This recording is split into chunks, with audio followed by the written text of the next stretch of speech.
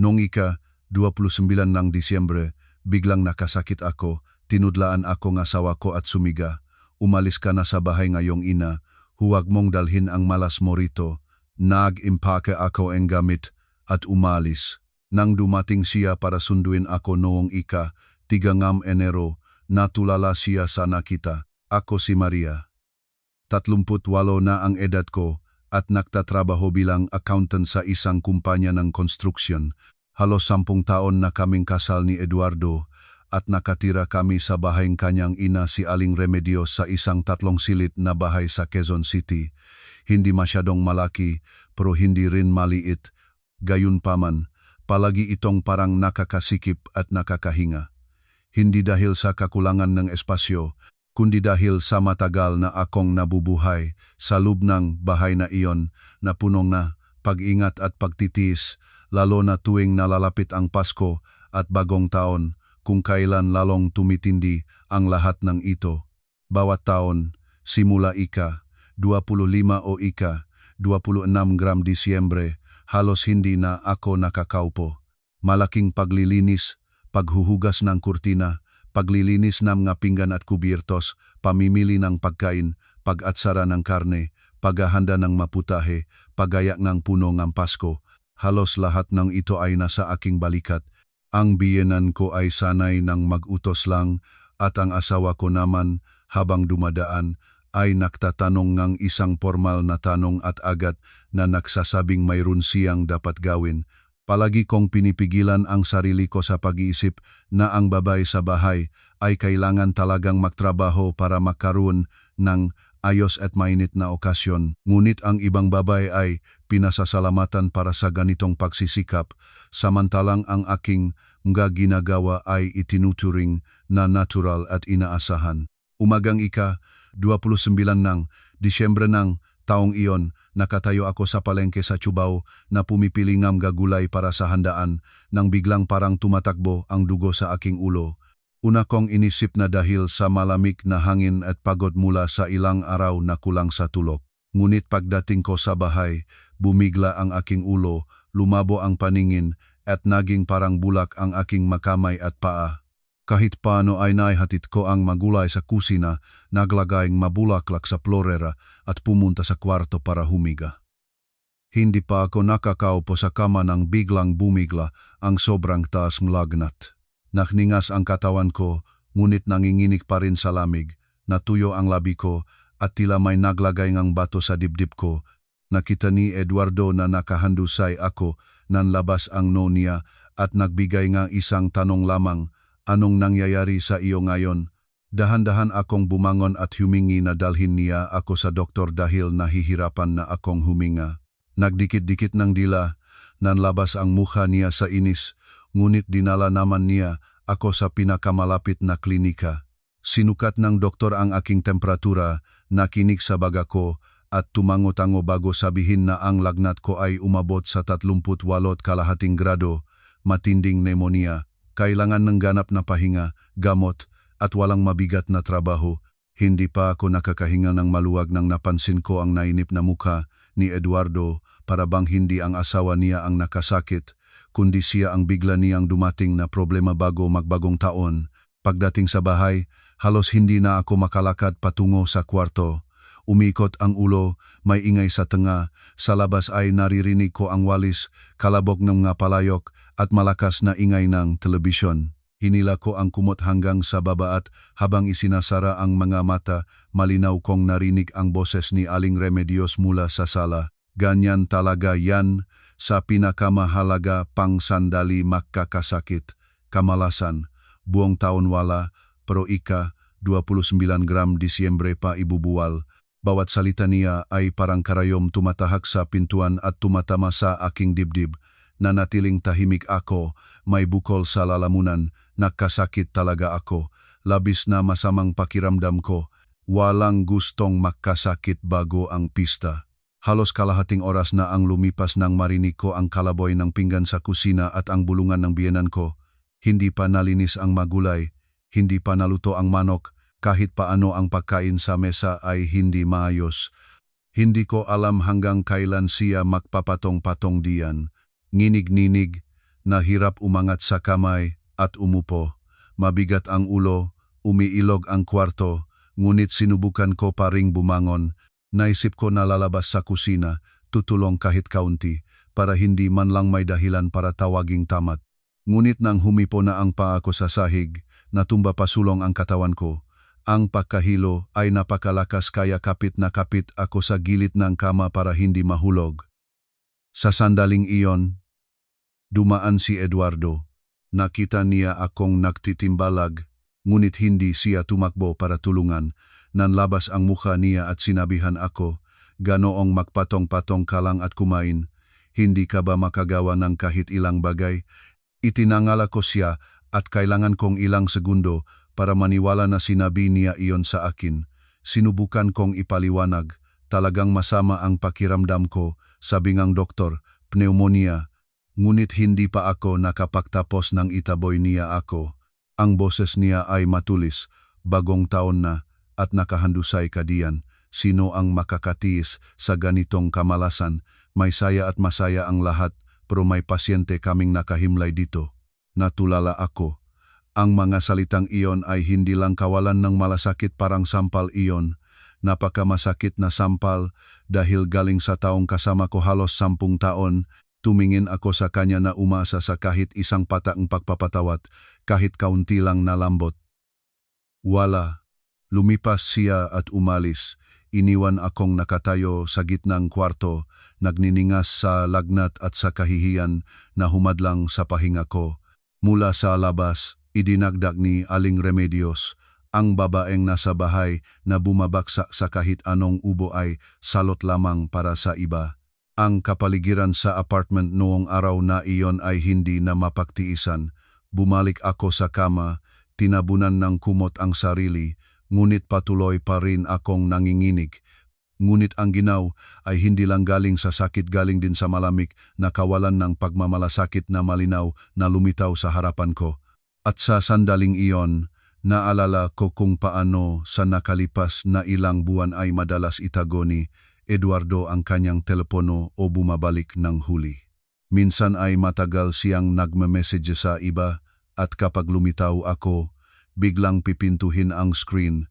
Bawat beses na tinanong ko siya, maiksi ang sagot niya, "Trabaho iyon, anong alam mo?"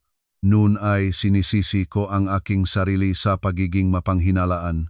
Sinusubukan kong maniwala na stress lang ang asawa ko, na may sariling problema ang lalaki. Ngunit habang nakahiga nung 29 Disyembre, nakikinig sa mapait na salitang biyenan at nakikita ang kalamigan ng asawa, bigla akong nakaramdam ng kakaibang pakiramdam. Pakiramdam na may hindi tama sa bahay na ito, na ang aking karamdaman ay simula pa lang at may mas malaking bagay ang nahihintay sa akin. Naisip ko na ibubuhos lang nila ang galit sa ilang masakit na salita. Naisip ko na kung tahimik lang akong mahihiga, iinom ng gamot, at gagaling, lahat ay magiging maayos tulad ng dati. Ngunit kahit ngayon, habang naalala ko ang gabing iyon ng 29 ng Disyembre, gumagapang pa rin ang lamig sa likod ko dahil sa araw na iyon ay napagtanto ko na ang lahat ng pag-apaw na tiniis ko halos 10 taon ay manipis na harang ng alikabok na sumasaklaw sa matagal ng ugat ng kalupit-lupitan. Marami ang magtatanong kung bakit ko pinatiis ng ganon katagal. Sa totoo lang, nung unang kasal kami, hindi ako mahina, may magandang trabaho ako. Itinuro ngang aking mga magulang na pahalagahan ang aking dignidad. Ngunit pagkatapos ng kasal, ipinuo ko sa aking sarili na kailangan mong matutong umukol sa pag-asawa at bilang manugang, kailangan pang maging mas malambot. Si Aling Remedios ay hindi talaga nagustuhan ako mula pa sa simula. Naniniwala siyang hindi sapat ang kayamanan ng aking pamilya at hindi ako kasing talino ng nga manugan na pinagpipilian niya para sa anak niya. Ngunit naksikap ako. Inaalagaan ko ang bawat kainan, bawat gamot, bawat okasyon. Umaasa ako na ang katapatan ay makikilala sa kalaunan, ngunit nagkamali ako. May mga taong habang lalo kang sumusuko, lalo ka nilang pinipiga. Noong gabing iyon, Nakatulog ako dahil sa gamot na panginit ng katawan. Malabo ang isipan, nagningas ang katawan. Sa sala ay patuloy na malakas ang telebisyon. Paminsan-minsang maingay ngupuan, yabang paa at hindi maintindihang bulungan ni Aling Remedios. Nasa kalahating pakakatulog ako nang biglang bumukas ng malakas ang pintuan ng kwarto at bumangga sa dingding na nagpagising sa akin. Sa pintuan ay nakatayo si Aling Remedios, nakakamay sa baywang. Ang mukha niya ay mabigat tulad ng bakal walang kahit isang bakas ng awa sa may sakit. Tinitigan niya ako ng buo at nagsalita ng maiksi, bawat salita na parang nagtatampal sa mukha ko. Kung gusto mong mahandusay diyan, umalis ka na sa bahay nga iyong ina, huwag mong dalhin ang malas mo rito. Natulala ako, nag-isip na mali ang narinig ko. Sa lagnat, naisip ko na talagang galit lang siya at nagsasalita ng pabigla, ngunit hindi naman siya magagawa iyon sa may sakit na manugang. Sinubukan kong umupo. Punong kalawang ang boses ko. Nay, talagang may sakit ako. Sabing doktor kailangan kong mahiga. Ngunit bago pa matapos ang salita ko, pinutol niya ako. Ang boses niya ay nagsaing, may sakit daw, buong taon wala. Ngayong 29 Disyembre, bumaksak. Naglilinis kami, nagluluto, maghahanda para sa bagong taon. At nakahandusay ka diyan, kamalasan lang ang dala mo sa bahay. Tumingin ako sa kanya, may bukol sa lalamunan. Halos 10 taon na akong nakatira sa bahay na ito, wala akong araw na walang ginawa. Hindi kailanman pinabayaan ang aking mga tungkulin sa selebrasyon. Nung may nakasakit sa pamilya, ako lang ang nag-aalaga sa lahat. Sa nakalipas na mga taon, kahit may lagnat, bumangon pa rin ako para magluto hanggang hating gabi. At ngayon, nang isang beses lamang na talagang hindi ako makabangon, tinitingnan na akong parang masamang pangitain. Sa sandaling iyon ay pumasok si Eduardo. Hindi ko alam kung gaano siya katagal sa labas ng pintuan, ngunit ang mukha niya ay malamig na parang yelo at walang kahit isang bakas ng awa sa paningin. Naisip ko na kapag narinig niya ang sinasabi ng kanyang ina, kakampihan niya ang kanyang asawa kahit isang salita lang, ngunit hindi. Humagbang siya pasulong, itinudlaan ako, at ang boses niya ay malamig na nagsabi, "Umalis ka na, huwag mong dalhin ang malas para sa buong taon." Ang mga salitang iyon ay parang kutsilyo sa puso. Tumingin ako sa aking asawa, sa taong nangako na mag-aalaga sa akin, na hawak ang aking kamay sa harapan ng aming mapamilya at nagsabing hindi niya ako pababayaan.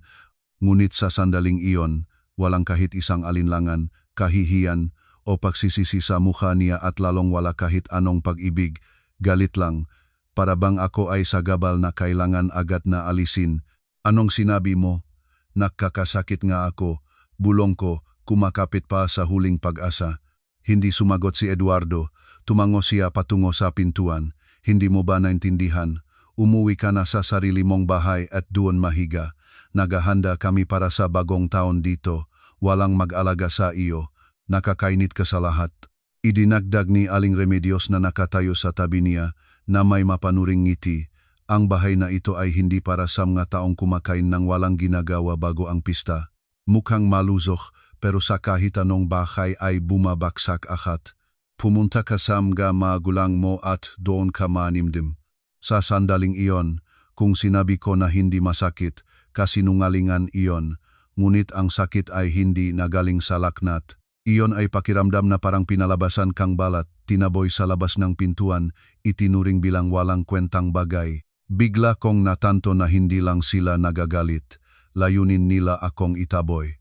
Layunin talaga, nung 29 Disyembre, nang ako ay mahina at pinaka nasasaktan. Ilang segundo akong nanatiling nakaupo, nakapikit ang mga mata at ang mga luha ay dumadaloy ng kusa, ngunit hindi ako umiyak ng malakas. Alam ko na ang pag-iyak, pamanhikan o pagpapaliwanag ay walang silbi. Sa harapan ko ay 2 taong malamig na tumingin sa akin bilang pabigat. Dahan-dahan kong itinapon ang kumot at ibinaba ang mapaa sa sahig. Umikot pa rin ang ulo, nakningas pa rin ang katawan, ngunit pinaktibay ko ang aking sariling bumangon. Bawat hakbang patungo sa aparador ay parang may kabigang nakakabit sa paa. Binuksan ko ang aparador, sinalubong ang ilang damit at inihagis sa maleta. Nanginginig ang mga kamay kaya hindi ko maayos na may pagkasya ang mga ito. Nahulog ang isang shirt sa sahig at wala na akong lakas para yumuko at pulutin. Habang tahimik akong nag-iimpake, walang tumulong, walang nagtanong kung makakarating ako, kung kailangan bang mag-grab, kung nainom ko na ang gamot ko. Ang tahimik sa kwarto ay pinasok lang ng kalabong ang siper ng maleta at ng sarili kong mabigat na pahinga. Nang ilabas ko ang maleta sa pasilyo, lumagay pa si Eduardo sa tabi para hindi siya mahawakan ng pintuan. At pagkatapos ay nagsalita siyang isang pariralang hindi ko malilimutan kailanman, pag umalis ka, huwag nang bumalik.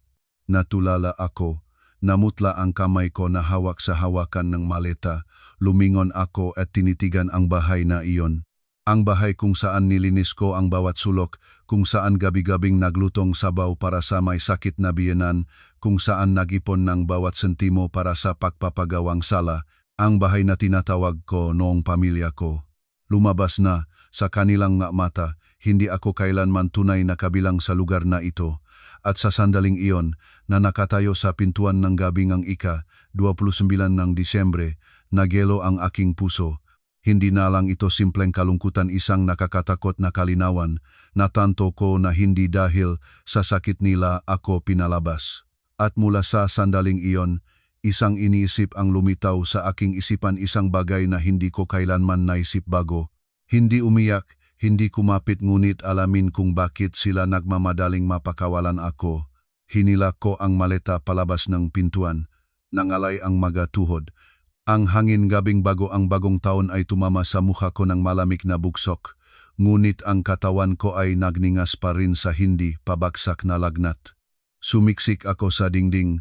Nakihintay ngang hininga bago mag-grab. Nang dumating ang kotse, kailangan ko pang humawak sa pintuan para makaupo sa loop. Tumingin ang driver sa salamin at tila napansin ang aking maputlang mukha at tuyong labi. Tahimik na nagtanong, "Ma'am, sa ospital ba kayo?" Umiling ako, puno ngang kalawang ang boses ko. Sa nanay ko. Tumalikod ang kotse. Sa labas ay nagdadaan ang makalye na punong nga tao sa rush ng prebagong taon. Kumikinang ang matindahan, nagmamadali ang lahat na may daladalang bags. Ang mga muka ay sabay pagod at excited. At ako ay nakaupo sa likurang upuan, nakabaluktot, yakap ang bag ko. Ang ulo ay umikot, paminsan-minsang nagningas, paminsan-minsang nanginginig. Hindi ko naalala kung ilang intersection ang nadaanan namin, ngunit malinaw ang naramdam ko, kahihiyang humadlang sa pahinga. Ika-29 ng Disyembre, lahat ay nagmamadali pauwi para sa hapunan ng pamilya, habang ang aking sariling asawa ay itinaboy ako tulad ng hindi nais na bagay. Nang huminto ang grab sa harap ng bahay ng nanay ko, halos wala na akong lakas para bumaba. Nang maihila ko ang maleta sa loob ng bakuran, mula sa bahay ay tumakbo palabas ang nanay ko. Nang makita niya ako, natulala siya. Nahulog ang tuwalya mula sa kanyang mga kamay. "Anak, Diyos ko, anong nangyari sa iyo?" Hindi pa ako nakakasagot nang lumapit siya at sinuportahan ako. Tila dahil sa pagningas ng katawan ko at panginginig, namutla agad ang kanyang mukha. Nakahinga lang ako, "Nanay," at nagdilim ang lahat. Nang bumuka ang aking mamata, nakahandusay na ako sa sariling lumang kwarto. Ang amoy ng efficacent oil, pampababang lagnat, at pamilyar na kumot ay nagsabok ng parehong kaginhawaan at matinding sakit. Sa labas ng pintuan ay nakikipag-usap ang nanay ko sa doktor mula sa kapitbahay. Narinig ko ang siksik na boses niya. Paanong magagawa iyon sa sariling anak? Nagniningas siya at pinalayas pa nila. Diyos ko, bawat salita ay tulad ng bato na bumaksak sa puso ko. Gustong umupo at sabihin sa nanay na huwag na mag-alala, ngunit mabigat ang takip mata. Nagmamasakit ang lalamunan, walang lakas ang katawan.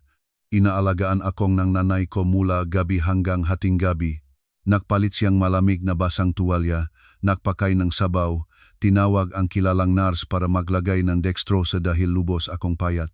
Sa delirium ay paminsan-minsang nagising ako, paminsan-minsang natitimbog sa pagtulog, nakikita ang anyo ng nanay sa tabing ng kama o naririnig ang kanyang mahinang buntong hininga. Isang beses sa panaginip ay narinig ko siyang hinihimas ang aking buhok at sinasabi sa sarili, ang aking anak na ganito kahusay at katapat. Paano pa napunta sa ganong pamilya na walang puso? Nakikinig ako at nangangati ang ilong ko, ngunit wala na akong lakas para umiyak. Kinabukasan umaga, bahagya nang bumaba ang lagnat. Masakit pa rin ang ulo, punong pabigat ang dibdib, ngunit lumilinaw na ang isip. Nakahiga ako, nakatitingin sa kisame, at nagugulo ang iniisip. Kung nangyari ito sa nakalipas na mga taon, siguro ay sinubukan kong magpahit ng ginhawa sa sarili na dahil lang sa rush ng bagong taon ang lahat. Lahat ay nagtatampo, kaya't nagsambit ng higit pa sa dapat. Ngunit hindi, ang nangyari kahapon ay sobrang lupit, sobrang katapusan. Ang paraan ng pagtuturo ni Eduardo sa pintuan ng pagtangkilik ng biyenan sa kanya parang may naihandang script. Habang lalo ko itong iniisip, lalo itong hindi mukhang biglaang pagputok ng galit. Nagsimula akong alalahanin ang mga kamakailang pangyayari, ang mga gabing nagme-message si Eduardo hanggang hating gabi sa sala, at kapag lumitaw ako ay binabaliktad ang telepono. Ang matawag na sinagot niya sa kalagitnaan ng gabi, lumalabas sa balkonahe at bumubulong, pagkatapos ay bumabalik na nanlalagas ang mukha. Sa aking mga tanong ay maising nagtatampo lang siya, trabaho iyon, huwag kang makialam. Noon ay sinisisi ko ang aking sarili sa pagiging mapanghinalaan, ngunit ngayon, nakahiga dito, ang lahat ng detalye ay nagtitipon sa isang malinaw na larawan. Bigla kong naalala ang aking lumang telepono. Pinalitan ko ito ilang buwan na ang nakalipas at iniwan ko sa drawer ng writing desk sa kwartong ito. Noon, para sa kaginhawaan, ginamit namin ni Eduardo ang isang cloud account para sa texting, ngamga larawan at ilang datos. Nang palitan ko ang telepono, tamad akong mag-log out, hindi nag-isip na kailanganin ko pa ito. Ang iniisip na iyon ay nakpabilis ng tibok ng aking puso. Dahan-dahan akong umupo, umangat sa drawer at kinuha ang lumang telepono. Nanginginig pa rin ang makamay dahil sa panghihina. Ayon ko ito, hinintay na mag-load. Mabagal ang internet at bawat lumilitaw na icon ay nagpapahinto ng hininga ko. Pumasok ako sa mga sing na mensahe, nag-scroll sa mga kamakailang usapan. Sa una ay mga notification sa trabaho at advertisement lang, ngunit biglang nakita ko ang isang hindi pamilyar na panggalan. Marina. Sa dalawang salita pa lang ay parang nangusot na ang lahat sa loob ko. Pinindot ko ang chat. At sa sandaling nakita ko ang unang linya, parang nagyelo ang dugo ko. Pag umalis na siya sa bahay para sa holiday, magsisimula na ang ating plano. Ang mensaheng ito ay galing sa walang iba kundi kay Eduardo. Natulala ako, nakatitik sa screen, maikling pangungusap, ngunit parang kutsilyo na pumunit sa lahat ng kung saan ako nakakapit pa. Siya sino? Kung hindi ako umalis sa bahay para sa holiday, kung hindi iyon ang nangyari kagabi nang palabasin nila ako, kaya ang pag-alis ko sa bahay habang may sakit ay hindi aksidente, hindi dahil sa malas, hindi dahil sa galit kundi pinlano, at may isang naghihintay para mawala ako sa bahay na iyon. Nag-scroll ako pataas sa usapan at habang lalo ko itong binabasa, lalo akong gumalamig, tahimik ang kwarto. Mula sa bakuran ay naririnig ko ang boses ng nanay na nagluluto ng almusal, habang sa aking kaibuturan ay nagngangalit ang isang bagyo. Sinapit ko ng may lakas ang telepono, sa isipan ay dahan-dahan lumilitaw ang isang nakakatakot na paghihinala. Kung layunin nila akong palayasin tiyak sa panahong ito, ano ang balak nilang gawin habang ako ay wala sa bahay na iyon? Matagal akong nanatiling walang galaw, nakatitik pa rin sa screen ng lumang telepono. Ang nararamdaman ko ay hindi na lang sakit, isang malamig na ginaw mula sa batok hanggang sa huwaran. Kung kanina ay hinihinalaan ko lang na sinadya ang aking pag-alis, ngayon ay napagtanto ko na ang lahat ay higit na madilim kaysa naisip ko. Malalim akong huminga para pigilin ang pangingining ng kamay at nagpatuloy sa pagbabasa ng malumang mensahe. Habang lalo ko itong binabasa, lalo sumasakit ang aking puso. Ang usapan nina Eduardo at Marina ay nagsimula ilang linggo o ilang buwan na ang nakalipas. Tumagal na ito ng mahigit isang taon. Sa simula ay walang masamang tanong, reklamo sa trabaho, matamis na salita na pag-ali, na unti-unting naging pagtatapat na pagkawala, lihim na paggikita, at mga usapan na nakpalalim na buvelo ng lupa sa ilalim ko. Ang lalaking laging nainis sa asawa sa bahay at nagtatangkilik sa telepono pagkatapos ngan hapunan ay parang ganap na matiyaga at malambot sa ibang babae. Malinaw kong naalala kung sino si Marina. Ilang panahon siyang nagtrabaho kasama ni Eduardo pagkatapos ay nagresign. Ilang taon ang pagkakaedad sa akin, magaling magsalita, laging mukhang bihasa at malambot, ngunit sa kanyang mga mata ay laging may matudlang, hindi magandang kislap. 2 o 3 beses ko siyang nakilala sa mga kumpanya-kumpanya. Minsan ay inimbitahan ko pa siya sa bahay para kumain. Iniisip na katrabaho lang siya nga asawa ko. Noon ay bagong nahiwalay si Marina at laging nagrereklamo kung gaano ito kahirap, kung paano siya sinaktan, at kung paano niya pinapangarap ang tahimik na daungan. At ngayon ang babaeng iyon na nakaupo sa harapan ko, mabait ngumingiti at nagbibigay ng papuri, ay kasabwat ng aking asawa sa mga pakana sa likod ko. Nag-scroll ako sa mga mensahe ilang araw bago ang bagong taon. Ang paningin ko ay huminto sa mensahe ni Marina. Sa holiday na ito, kailangan nating tapusin ang lahat, ayaw ko nang maging pangatlo. Sa isang pangungusap na iyon ay nagelo ang aking makamay. Hindi na kailangang hulaan pa. Hindi lang basta romansa ang mayroon sila. Nagtatagal na sila ng sapat para planuhin ang makasamang kinabukasan. At ang pangunahing hadlang na kailangan tapusin ay ako. Agad sa ibabang ng mensaheng iyon ay ang sagot ni Eduardo. Binasa ko ang bawat salita at parang matumpol na kutsilyo ang pumuputol sa aking puso. Huwag kang mag-alala. Pag wala na siya, lahat ay magiging atin. Lahat. Ang salitang ito ay umalingaw-ngaw sa aking ulo. Kung basta lang gusto niyang umalis para sa iba, hindi niya sasabihin lahat.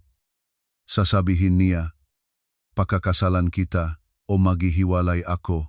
Ngunit sinabi niya ang lahat ng napakatiyak, napaka-praktikal, nagbubunyag ng kanyang kasakiman. Hindi lang nila sira ang kasal, naghahanda sila para sakupin ang ari-arian. May malinaw na layunin, may kasunduan, may malinaw na pagbabahaging papel. Nag-scroll pa ako patas at nagulat sa mga nakita ko.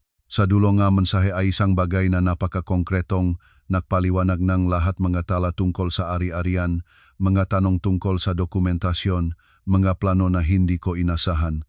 Naalala ko na halos isang buwan na ang nakalipas ay ilang beses na walang dahilang tinanong ni Eduardo ang tungkol sa mga titulo ng bahay. Minsan ay nagpapakita na interesado siya. Hoy, nasaan na yung madokumento ng bahay natin? Baka kailanganin inotaryo o kung ano. Minsan ay nagpapahiwatig. Medyo hindi maganda na nasa iyo lang nakarehistro ang bahay. Dapat makasama tayo. Mas madali iyon. Isang beses ay umupo siya sa tabi ko at sa hindi pangkaraniwang malambot na tono ay nagsabi, "Nag-isip ako kumuhang loan para sa negosyo. Baka ilaga muna natin ang bahay pansamantala." Noon ay agad akong tumanggi dahil ang bahay na iyon ay regalo ng aking mga magulang bago pa ang kasal. Ayaw ko itong gamitin ng ganun. Nagalit siya noon, nagsabing hindi ako nagtitiwala sa asawa. Naisip ko noon na bruised pride lang ng lalaki. Lumabas, lahat nagatanong na iyon ay hindi basta-basta. Sa iniisip na ito ay namanhid ang aking ulo. Ang bahay ay nasa pangalan ko. Personal ito na ari-arian, ang pinahandaan ng aking mamagulang sa buong buhay nila para may matibay na pundasyon ang anak. Kung sadya nilang pinalabas ako ng may sakit, sa holiday pa, ng lahat ng kapitbahay ay abala sa sarili at wala pang bukas na mga opisyal na tanggapan, tiyak, may balak silang gumawa ng isang bagay sa mga titulungang bahay. Linlangin akong pumirma ng isang bagay, pagkain ang mga dokumento, magdalangam nga mamimili, taksasyon, mangunang deposito. Ang mga kahihinatnan ay maaring higit na malala kaysa sa simpleng pagtataksil ng asawa. Agad kong kinuha ang telepono at tumawag sa bahay. 1, 2, 3 ring, walang sumasagot. Tumawag kay Eduardo ilang ring, pagkatapos ay basta na lang natapos. Tumawag sa linya ngang biyenan katahimikan din, lumago ang pagkabahala. Kadalasan, gaano man sila kagalit, sasagutin pa rin nila para sumigaw, para ilabas ang galit. Ngunit ngayon, ganap na katahimikan, parang labis silang abala sa isang bagay na hindi nila gusto na abalahin. Habang nag-iisip ako ng nalilito, nag-vibrate ang telepono. May mensahe mula kay Anna, ang kapitbahay na nakatira 2 pintuan mula sa amin at palaging mabait sa akin. Maikling mensahe, ngunit nang mabasa ko ito, parang hulog ang puso sa talampakan. Oli, bakit maraming hindi kilalang tao sa inyo? Nakita ko kanina. Nakatitig ako sa screen. Natuyo ang lalamunan. Agad ay dumating ang pangalawang mensahe. Nakita ko ngayong umaga ay dumating ang isang magandang nakadamit na babae. Pagkatapos ay 2 pang lalaki na may dalang briefcase ang pumasok. Ang biyenan mo ay palaging sumusulyap sa labas. May nangyayari ba? Sa sandaling ito ay wala ng duda sa akin. Lahat ng takot ko ay nagiging katotohanan.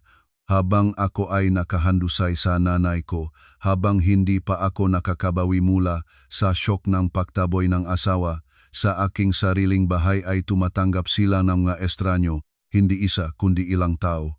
Isang hindi kilalang magandang nakadamit na babae, 2 lalaki na may briefcase. Inihalo ko ito sa mga nabasa ko sa mensahe at natanto ko na hindi ito maring simpleng pagbisita. Sinapit ko ang telepono, sabay naramdaman ang galit at malamig na takot. Lumalabas na ang tunay na layunin ng aking pagpapalabas, hindi para makipagkita ng malaya, hindi para mapahiya ako sa holiday. Ginamit nila ang aking kawalan para isakatuparan ang higit na malaking plano. Isang planong binuo ng maaga, kasama ang matao mula sa labas na may malinaw na layunin. At ang layuning iyon, malamang, ay ang aking bahay. Itinangala ko ang paningin sa labas ng bintana. Maliwanag ang umaga ng Pasko ng prebagong taon, sumisinag ang araw. Sa labas ay patuloy na nagmamadali ang madao kasama ang pamimili. Ngunit sa aking kaibuturan ay nagdilim ang lahat. Natanto ko na kung patuloy akong walang gagawin, sandali pa at mawawala sa akin hindi lang ang asawa, kundi ang huling pundasyon ng aking buhay. At sa sandaling iyon ay lumitaw sa isipan ko ang malamig, nakakatakot kahit sa sarili ko na iniisip. Kailangan kong malaman kung anong laro ang ginagawa nila sa likod ko sa aking bahay. Ilang segundo pa akong nanatiling walang galaw, pinaktitibay ang sariling huminga ng mas mabagal.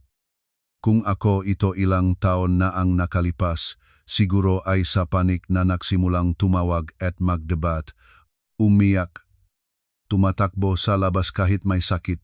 Ngunit sa isang dahilan, sa pinakahuling sandali ng aking pagkakahon, ang isip ko ay naging crystal clear. Siguro dahil sa maraming taon ng pagtatrabaho bilang accountant, sanay na ako habang lalo itong komplikado, lalo kang kalmadong kumikilos, binabalot ang buhol ng isa-isa. Ang panik ay hindi makasasagip sa akin ng bahay at ang luha ay hindi magpapaawang sa mga nagtratrabaho ngang pakana sa likod ko. Kailangan kong mabilis na suriin kung ano ang nasa kamay ko at kung gaano kalayo ang mararating nila. Binuksan ko ang drawer ng bedside table at kinuha ang folder ng mga dokumento na palagi nilang iniingatan ng nanay para sa akin. Mapalad, ang pinakamahalaga ay hindi ko kailanman iniwan sa asawa. Original na certificate of title, deed of donation mula sa mga magulang, marriage contract, ilang kasunduan na may kaunayan sa bahay. Sa lahat ng ito ay gumawa na akong kopya noon at inimbak ng hiwalay. Binuksan ko ang mga dokumento, sinuri ang bawat linya, bawat lagda.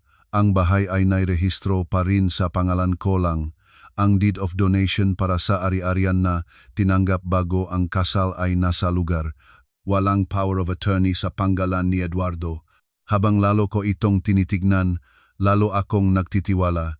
Wala silang makakagawa ng legal na pagbenta o pagpapawatang ng bahay ng walang lagda ko, ngunit hindi ito nagpapahinga sa akin. Ang mataong nagtataksil ng mahigit 1 taon at naktaboy sa akin sa gitna ng holiday ay maaring gumawa ng mas marurumi pang paraan. Pilitin akong pumirma, pumekeng lagda, o magdala ng mga mamimili para kunin ang deposito at lumikha ng huwat na nagaganap na transaksyon. Habang binabago ko ang mapapel, nag-alap ang isang alaala maikling ito, ngunit sapat para mapabilis ang tibok ng puso ko. Halos 6 na buwan na ang nakalipas, matapos masalanta ang bahay ng kapitbahay sa araw, tahimik na naglagay ako ng CCTV cameras sa bahay. Hindi dahil sa paghihinala, dahil lang sa madalas umalis ng maaga si Eduardo at bumabalik ng huli, at si Aling Remedios ay nag-iisa. Mas maluwag na loop namin sa chamras. Naglagay akong isa sa sala, isa sa harapan ng pintuan, at isa sa kusina, at nag-download ng remote viewing app sa telepono. Alam ni Eduardo na may kameras, ngunit hindi siya interesado sa access. Sa dakong huli, dahil sa abalang trabaho, bihira na akong pumasok sa app at halos nakalimutan ko na ito. Sa iniisip na ito ay agad ko kinuha ang aking telepono at binuksan ang matagal nang hindi nagagamit na app. Nakasave ang password, naglo-load ang screen, at tinitigil ko ang paghinga sa paghihintay. Nagpapawis ang mapalat kahit malamig ang kwarto, at nagpakita ang maimahe. Una ay ang kamera sa pintuan, pagkatapos sa sala, dumikit ang paningin ko sa screen, parang nagyelo ang buong katawan. Sa gitna ng aking sala, sa sopa, ay nakaupo si Eduardo at sa tabi niya ay walang ibang kundi si Marina. Hindi na siya mukhang mahinhin at formal tulad nung makapagkikita namin. Nakaupo siya na nakatawid ang isang binti, may hawak na baso at may ganap na pakiramdam na parang sa kanya ang bahay. Ang biyenan ko ay nakmamadali sa paligid. Paminsan-minsang sumusulyap sa labas ng bintana na parang abala sa paghihintay ng isang bagay.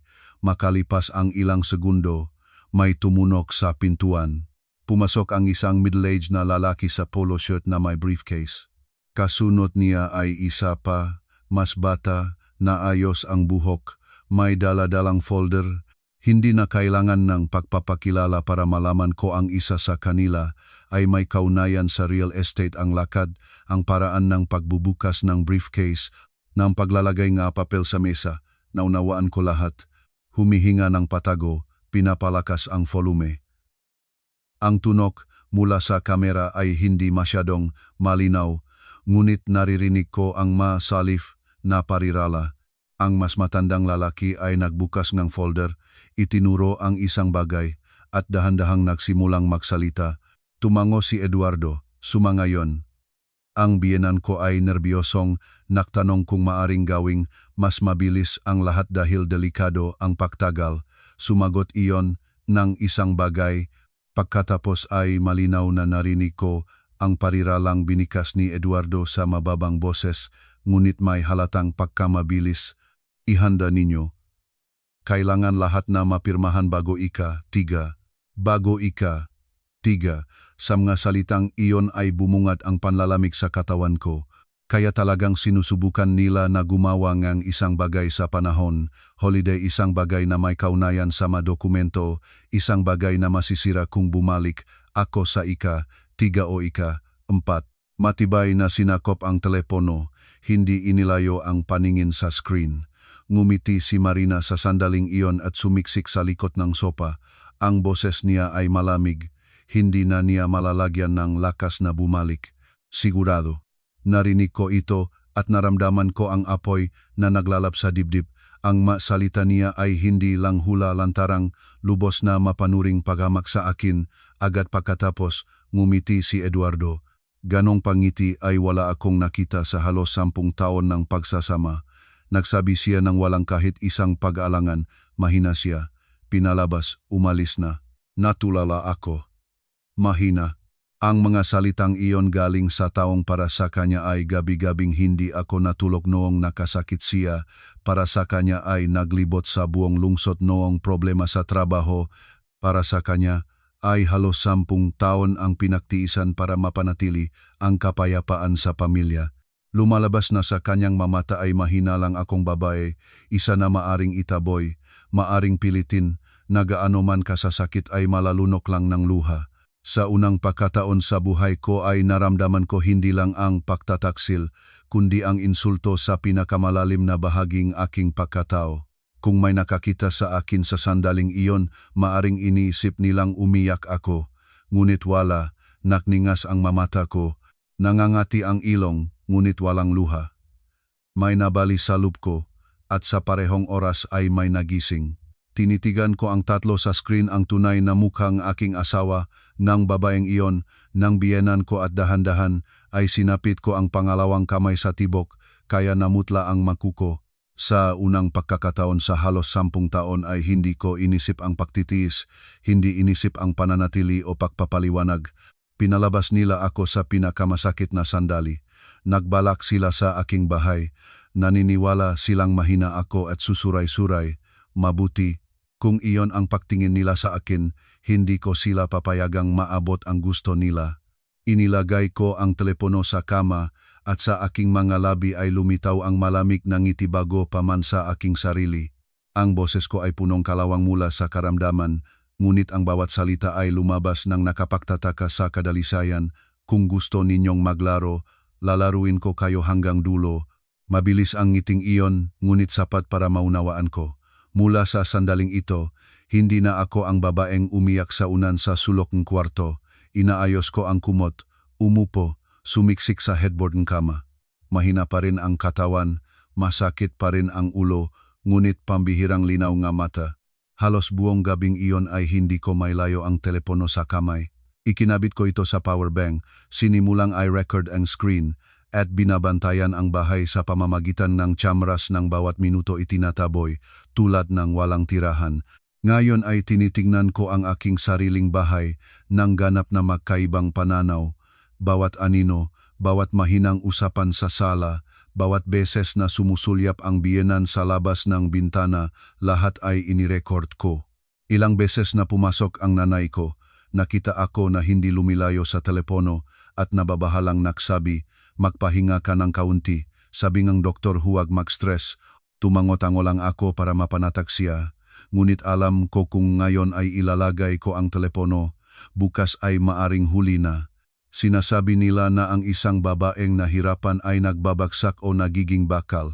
Sa gabing iyon ng bagong taon, naging pangalawa ako.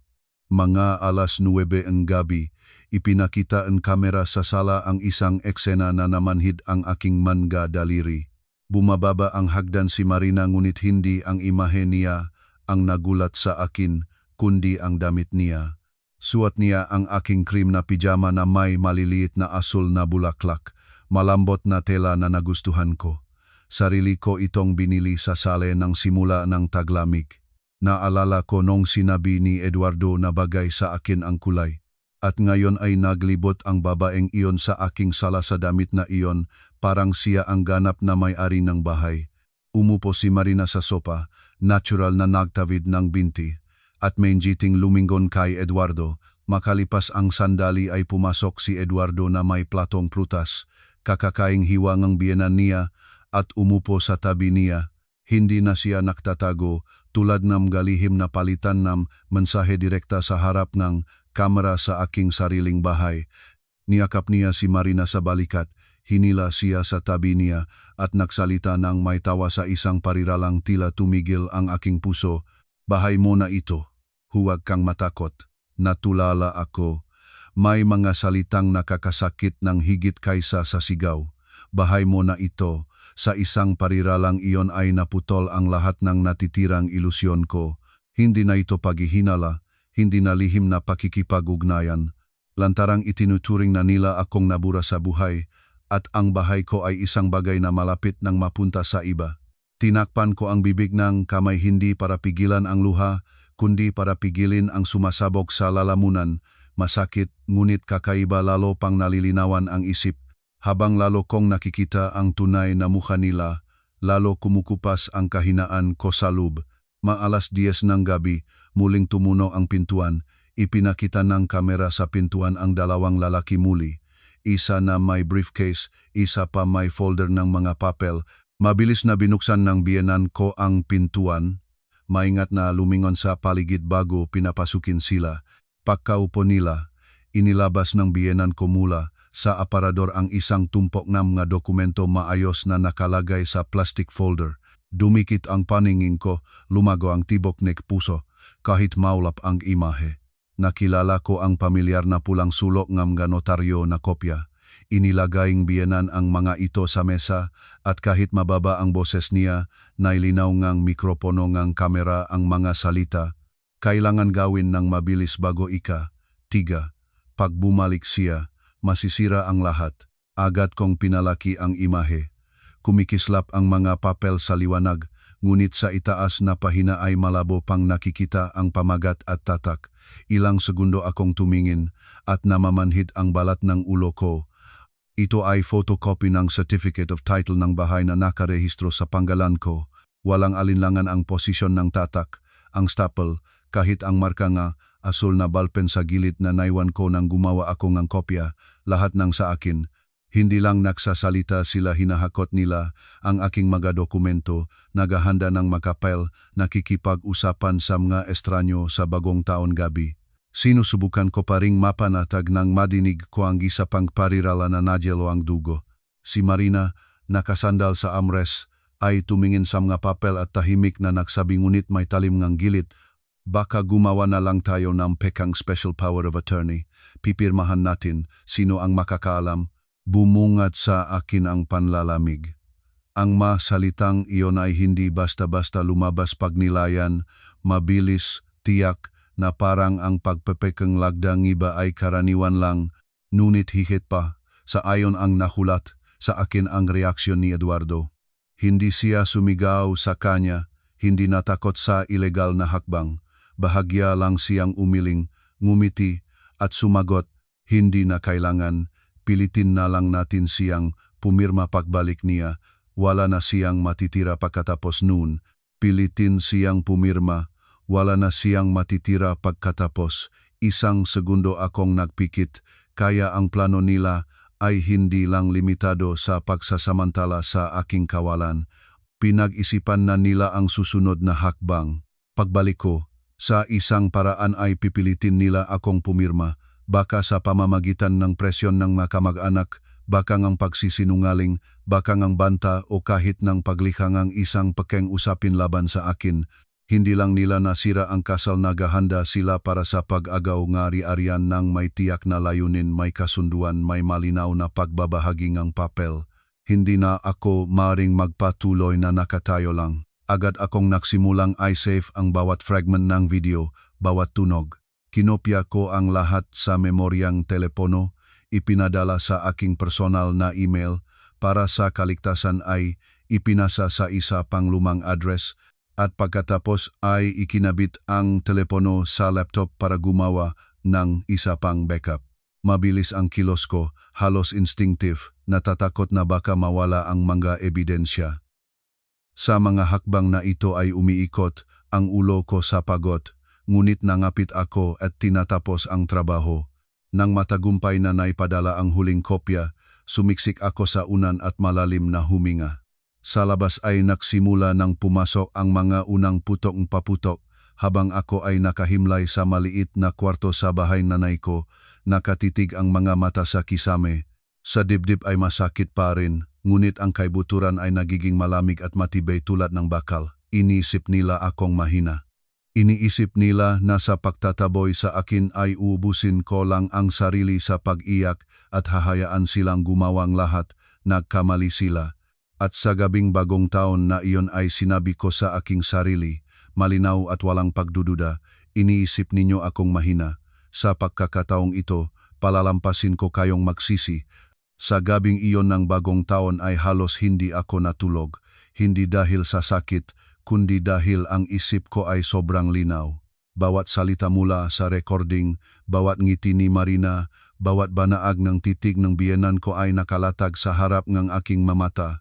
Nang magliwanag na, Mula sa bakuran ay naririnig ang ingay ngang walis, kalabog ngang pintuan ng kapitbahay, mga antok-antok na bagong taong pagbabatian.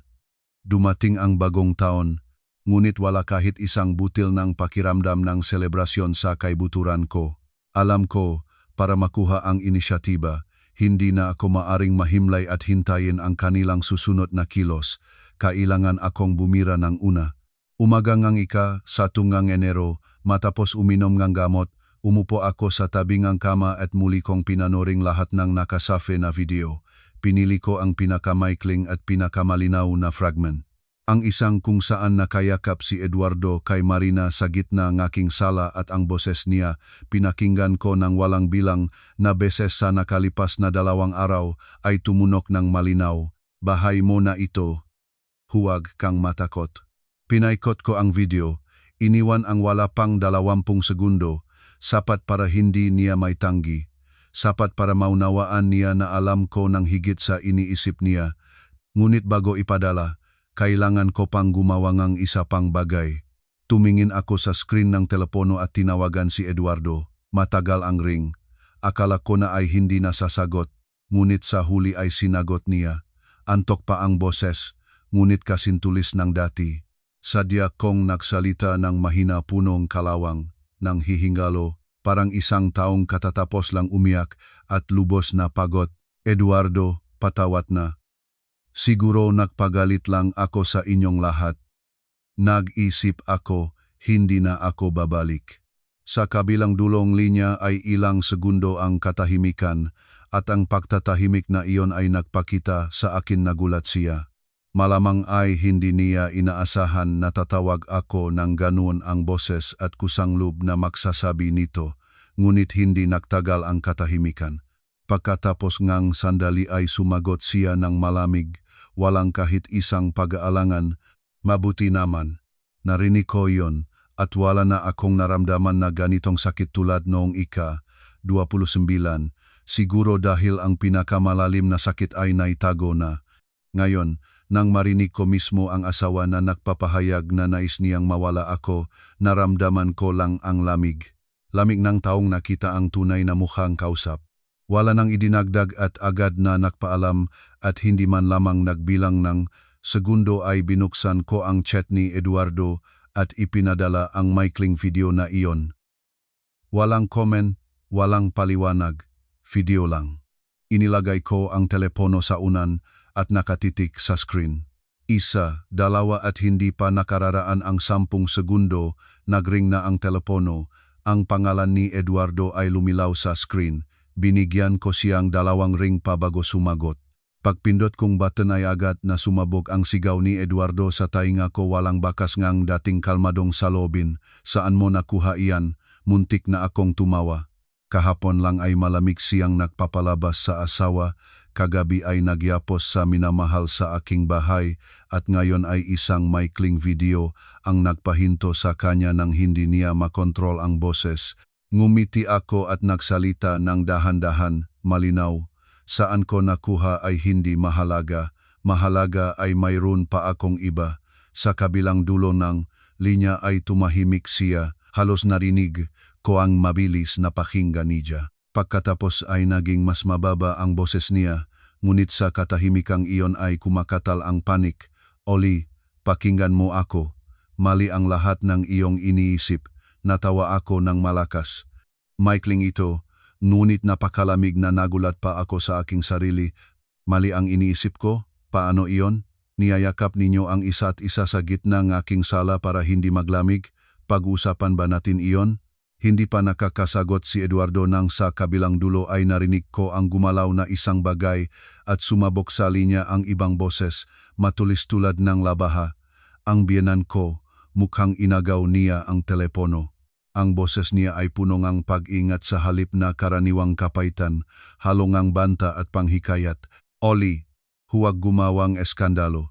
Pamilya tayo, maayos na mapagkakasunduan ang lahat. Tumuwit ako. Noon, nang marinig ko ang salitang pamilya, siguro ay malambot sana ako, ngunit hindi na ngayon. Agad akong sumagot, walang takot, walang pag-iwas. Pudilian, anong pamilya? ang pamilyang nagpapalabas sa akin na may sakit para kunin ang aking bahay. Sa kabilang dulo patay na katahimikan, at ang katahimikang iyon ay nagpakita sa akin na ang unang suntok ko ay tama ang tinamaan. Ang pamilyang talagang nasugatan sa pinakamasakit na punto ay ganun lang tatahimik. Ang biyenan ko ay hindi nasumiga. Si Eduardo ay hindi nangahas na makialam. Malinaw na nerbiyoso sila. Hindi nila inaasahan na hindi lang alam ko ang tungkol sa pag-away kundi may hawak akong ebidensya, at lalong hindi nila inaasahan na direkta ko nilang papangalanan ang lihim na plano. Pagkatapos ng ilang segundo, muli ay kinuha ni Eduardo ang telepono. Sa pagkakataong ito ay hindi na siya sumigaw, lumipat siya sa pekeng malambing na tono. Oli, huwag ka maning-init, nakakasakit ka. Huwag mag-isip ng masama. Sunduin kita. Magkausap tayo. Sinapit ko ang telepono at tumingin sa maputlang taglamig na araw sa labas ng bintana. Sunduin. Para saan? Para pilitin akong pumirma ng isang bagay. Para maglaro ng isa pang palabas ng masayang pamilya. Ngumiti ako at hindi siya pinatapos. Hindi na kailangan pang pumunta. Ngunit sasabihin ko sa iyo ito. Subukan mong hawakan ang aking ari-arian. Nagpahinga ako sandali para maunawaan niyang hindi ako nagbibiro. Pagkatapos ay idinagdag ng dahan-dahan.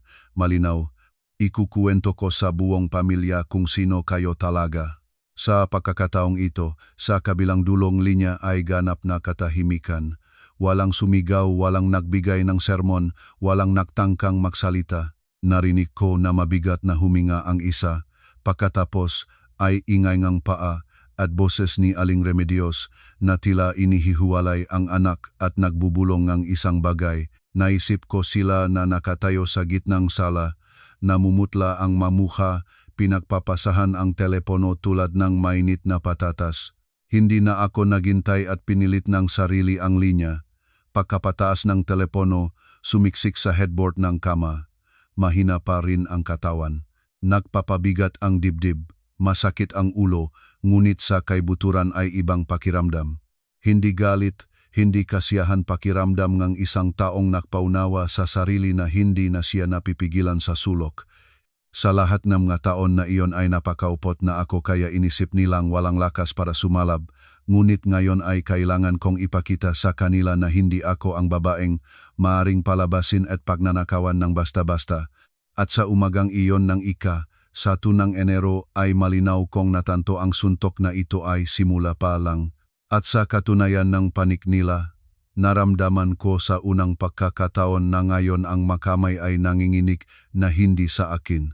Naisip ko na matapos ang umaga ng tawag ng sa tunang Enero, matagilid man lang sila ng ilang araw para muling pag-aralan ang taktika nila kahit sino. Pagkatapos malaman na may ebidensya ang katapat ng pagtataksil at tangkang pandaraya sa ari-arian ay matatakot, susuray-suray. Ngunit nakalimutan ko ang isang bagay. Ang mataong kayang palabasin ang may sakit na asawa ng bahay noong 29 ng Disyembre ay wala ng takot na tulad ng marangal na tao. Hindi sila sumukuan. Sa kabaliktaran, lalo silang bumalik ng lupit, marumi, at desperado. Umagang 2 ng Enero, halos hindi pa ako nag-inom ng gamot at naupo sa bintana para huminga ng kaunti, nag-vibrate ang telepono. Mensahe mula kay Eduardo, maikling ito hanggang sa malamig na takot. Kung gusto mong mapayapa, pumunta ka rito at pumirma NG divorce papers. Alis na tayo. Nakatitik ako sa screen, walang isang salitang pahingi ng tawad, walang paliwanag, walang kahit isang bakas ng kahihiyan matapos ang lahat ng nabunyag ko. Ultimatum lang, na parang nagbibigay ng utos sa empleyado. Sa ibaba ay naka-attach na isang file na may larawan. Binuksan ko ito. Ito ay scan ng handang petition of nullity of marriage. Binasa ko ang linya-linya at ang sulok nga, aking mga labi ay dahan-dahang umakyat hindi sa kasiyahan, kundi dahil ang antas ng kasakiman at kapalmurang niya ay lakpas pa sa pinakamasama kong inaasahan. Sa petisyon, ang dahilan ng paghihiwalay ay maayos na nakasulat. Nagpasya ang mag-asawa na ihiwalay ang buhay ng kusang loob. ngunit ang pinakakawili-wili ay nasa ibaba. Ako, si Maria Santos, daw ay voluntaryong sumusuko sa lahat ng karapatan sa pinaksamang ari-arian at wala akong kahit anong reklamong isisampa tungkol sa tinitirahan, pera at material na bagay pagkatapos nega paghihiwalay. Tumawa ako ng malakas, tuyo, mapait, kaya gusto nila hindi lang ipaalis ako sa bahay. Gusto nilang sarili ko pang pipirmahan ang papel na magpapaligal ng kanilang ginagawa.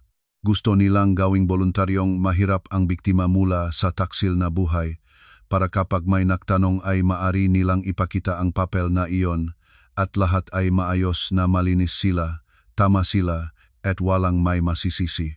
Napakataksil, hindi pa natapos ang pagbabasa ko nang tumawag ang telepono, numero ng pinsanang asawa ko si Ate Sol. Nagalinlangan ako ngunit sinagot pa rin. Halos agad kong narinig ang nagtatakang boses niya. Oli, totoo bang iniwan mo ang asawa mo at umalis kang may boyfriend? Natulala ako. Bawat salita niya ay tulad ng timbangang putik na ibinuhos sa ulo ko. Nakaupo ako sa dulo ng kama.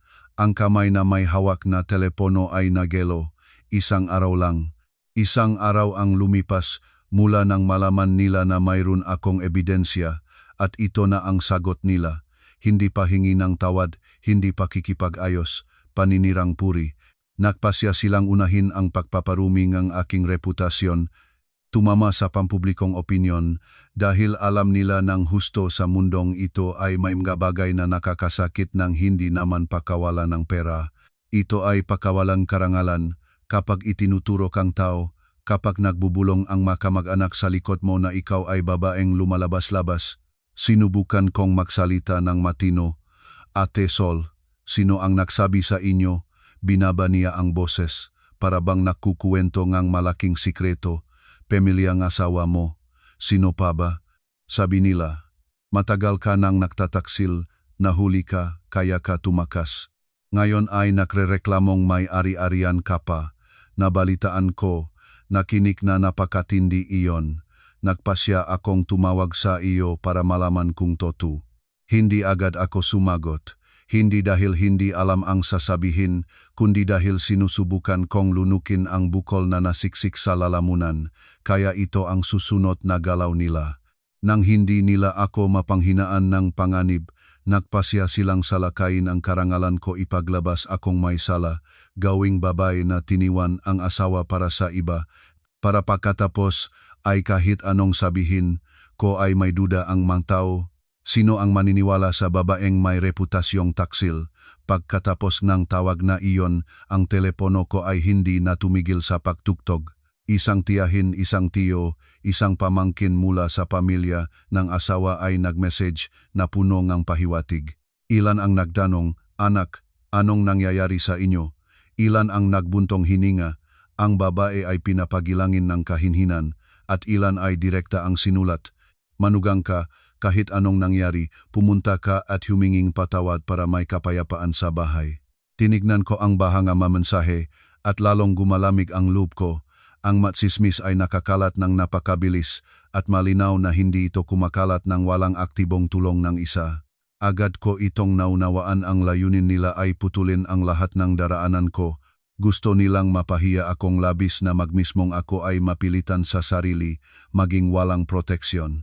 Kapag pinahirapan ng sapat ang babae ng paninirang puri, siya ay alinman sa nababalif o napapagod sa punto na handa siyang pumirma ng anumang bagay para iwan na siya ng tahimik. Pinipigahan silang pangalawa. Namatatakot na ako sa tsismis ng higit sa pananatiling walang ari-arian. Nasusuray-suray ako, para lang mapanatili ang natitirang karangalan, nakamali muli sila. Bandang tanghali ay tumawag ang biyenan, halos agad na marinig ko ang pamilyar na huwat na pag-iyak, nagsimula siya sa nanginginig na boses.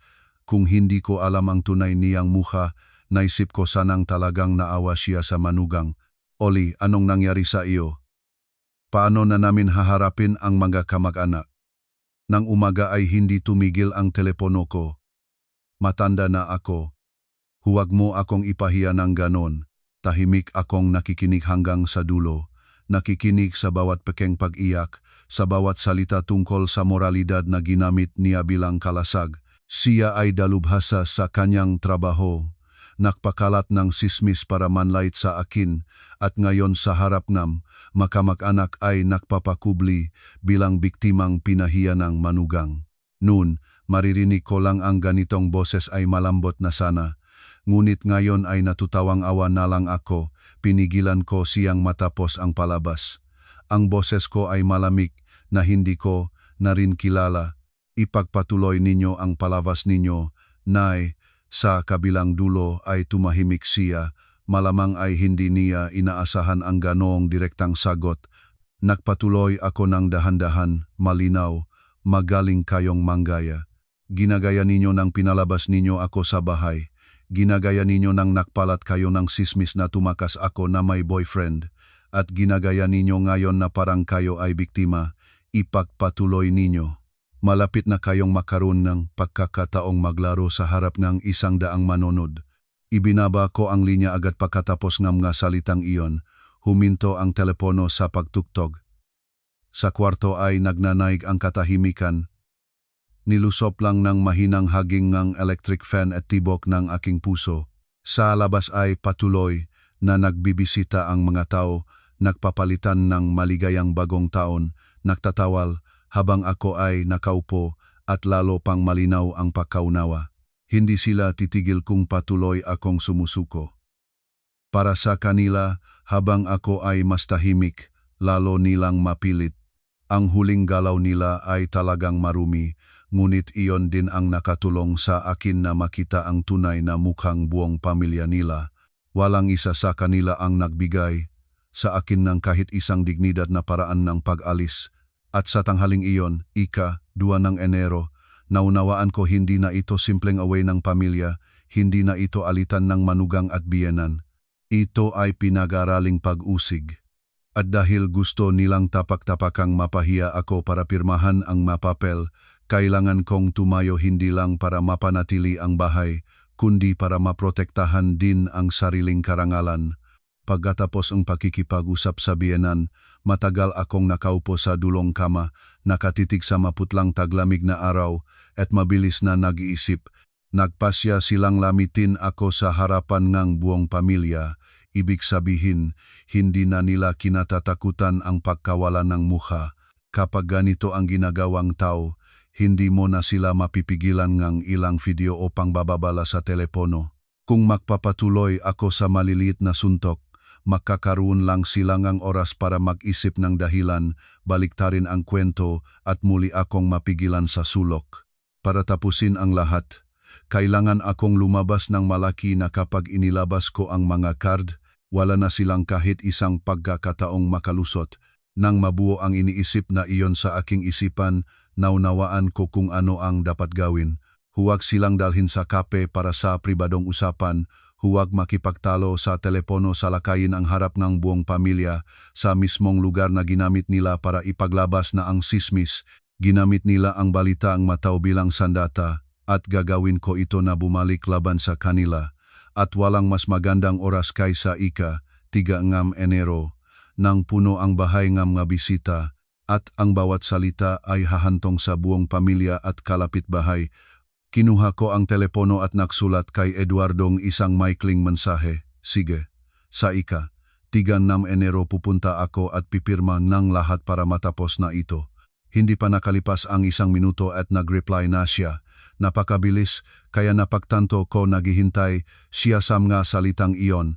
Sa screen ay lumitaw ang malamig at maikling, sana naman ng mas maaga para hindi ka mahirapan. Tiningnan ko ang mga salitang iyon at natawa lang. Naniniwala siyang pagod na ako, nasira na sa presyon ng mga kamag-anak. Naniniwala siyang basta pa ay mapapasuko ko at maluwag na akong pipirma ng papel na nag-iwan sa akin ng walang ari-arian. At habang lalo siyang naniwala, lalo niyang pinihit ang lubid sa sariling lig. Ngunit para sa ganitong laro, hindi sapat ang galit ko. Kailangan ng katotohanan, kailangan ng isang taong nakakaalam ng batas, at kailangan ang isang bagay na magpapanahimik sa kanila. Binuksan ko ang contacts at hinanap ang numero ni Abogado Reyes, isang abogado na nakilala ko mula sa lumang kumpanya. Dati, nang may mga mapag-alinlangang kontrata, ilang beses kaming nagtrabaho at alam ko na maaasahan siya at hindi masalita. Tinawagan ko at maikling inilahad ang sitwasyon. Sa kabilang dulong linya ay tumahimik siya ng sandali. Pagkatapos ay detalyadong nagtanong tungkol sa bahay, sa deed of donation, sa mga mensahe at video na mayroon ako. Sumasagot ako sa bawat tanong ng walang emosyon, walang pagpalaki. Nakinig si Abogado Reyes at nagsabi ng dahan-dahan, kung totoo ang lahat ng sinasabi mo, hindi lang ito simpleng pag-away. Mayroon ditong palatandaan ng pandaraya na may layuning makuha ang ari-arian. Manatiling kalmado. I print ang lahat ng ebidensya, mga video, mensahe, audio recording, screenshot, gumawa ng ilang kopya. Bukas kung kailangan, ihahanda ko para sa iyo ang pakete ng mga dokumento para sa susunod na hakbang. Narinig ko iyon at naramdaman ko ang pundasyon sa loob. Sa lahat ng oras na iyon ay gusto nilang ipaglabas akong isang hysterical na wala kahit anong hawak kundi mga salita. Ngayon, wala na. Mayroon akong ebidensya, mayroon akong abogado. At higit sa lahat, may sapat akong kahinahunan para hindi kumilos ng emosyonal. Gabi ngang ika-2 ng Enero, habang nasa kusina ang nanay ko, umupo ako sa lumang writing desk, binuksan ang laptop at ikinabit ang telepono para ilipat ang lahat ng datos. Bawat fragment ng video mula sa Chamras, bawat chat nina Eduardo at Marina, bawat audio file ng kanilang talakayan tungkol sa mga dokumento. Pinangalanan ko ang lahat at inayos ayon sa petsa at oras. Para sa kaligtasan ay kinuha ko ang screenshot ng bawat frame na may mga mukha nila, bawat mensahe. Matagal nang hindi nagamit ang printer sa bahay, ngunit ng araw na iyon ay pinagana ko ito at nagsimulang magprint. Ang monotonong hagi nito sa katahimikan ng gabi ay tumutunog ng tuyo at tiyak, tulad ng aking puso. Pahina pagkatapos pahina, itim sa puti. Hindi na ito masalita ko, hindi na ang mapagtatanggi niya at katwiran. Lahat nasa papel na. Nang matapos, chinawagan ko pa ang sa panggitawin di abogado, ngunit hindi basta-basta. Ito ay si Tatay Goryo, pangalawang pinsan ng ama ng aking asawa. Isang taong iginalang sa kanilang angkan at kilala sa katapatan. Hindi siya nahilig makialam sa usapan ng iba, ngunit kapag nakakita ng kalikuan ay nagsasalita siya ng walang takot kahit kanino. Kahit hindi kami malapit, palagi siyang magalang sa akin di tulad ng karamihan sa pamilyang ng asawa ko. Alam ko na kung may sinuman na makakapagtiyak sa buong pamilya na marinig ako hanggang sa dulo, si Tatay Goryo lang iyon. Maingat ko siyang pinayuhan na ika-3 ng Enero ay pupunta ako ron para tapusin ang isang napakahalagang usapan at hiniling ko sa kanya na kung maari ay dumalo siya kahit isang oras lang dahil kailangan kong saksi at na isang taong may autoridad na matiyak na lahat ay pakikinggan ako hanggang sa dulo. Hindi nagtanong si Tatay Goryo. Ilang segundo ay tahimik, pagkatapos ay nagsabi, sige. Sa ikatlo ay nandun ako. Kung may talagang kalikuang ginawa, huwag kang matakot, nandun ako. Pagkapatayng linya, ay naramdaman ko ang pagtaas ng huminga ko. Sa buong araw na iyon ay ang isip ko ay nakatali. Pagkasundo lang ni Tatay Goryo ay naramdaman ko na ang laro ay nagsisimula ng lumipat sa aking kamay. Iniisip nila na inakit nila ako para pilitin akong pumirma ng papel. Ngunit hindi ako ang nag-akit sa kanila sa isang bitag, sa pinakamakulisap na sandali, nang pinakamadaling matanggal ang mga maskara, at nang hindi na maaring bawiin ang mga sinasalita. Gabi ngang ika-2 ng Enero ay halos hindi ako natulog. Hindi sa kahinaan, hindi sa lagnat, kundi dahil kailangan kong suriin muli ang lahat. Paulit-ulit akong nagbabasa nga file, inilalagay sa tamang pagkakasunod-sunod ang mapapel, gumagawa ngang tala sa notepad.